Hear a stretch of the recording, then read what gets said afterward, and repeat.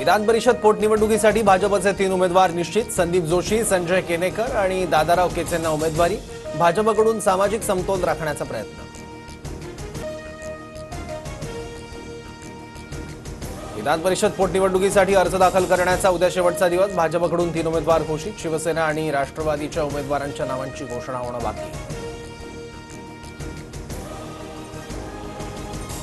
अजित पवारांच्या उपस्थितीत आज मुंबईत महत्त्वाची बैठक। विधान परिषदेच्या एका जागेसाठी दादांच्या राष्ट्रवादीत 75 इच्छुकांचे अर्ज, तर झेशान सिद्दीकी, संजय दौंड, उमेश पाटील यांची नावं आघाडीवर।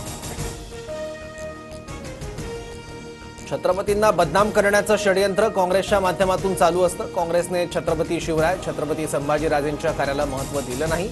शिवेंद्रराजे भोसलेंचा गंभीर आरोप। औरंगजेबाची कबर उद्ध्वस्त करण्याचा बजरंग दलाचा इशारा। सरकारने औरंगजेबाची कबर काढावी, नाहीतर बाबरीप्रमाणे उद्ध्वस्त करू, बजरंग दल आक्रमक।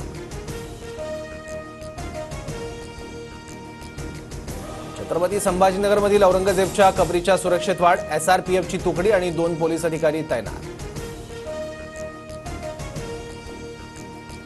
लाडकी बहीण योजनेसाठी सामाजिक न्याय आणि आदिवासी विभागाचे 4000 कोटी वळवले। माझ्या विभागाचे पैसे घेताना संमती तरी घ्यायला हवी होती।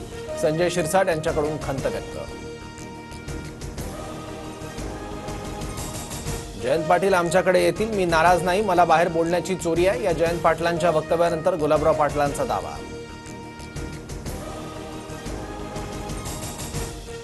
बीडच्या आष्टीत तरुणाची हत्या केल्याचा आरोप। मारहाणीत तरुणाचा मृत्यू झाल्याचा कुटुंबियांचा आरोप। तरुणाच्या मृत्यूप्रकरणी गुन्हा दाखल करण्याची प्रक्रिया सुरू।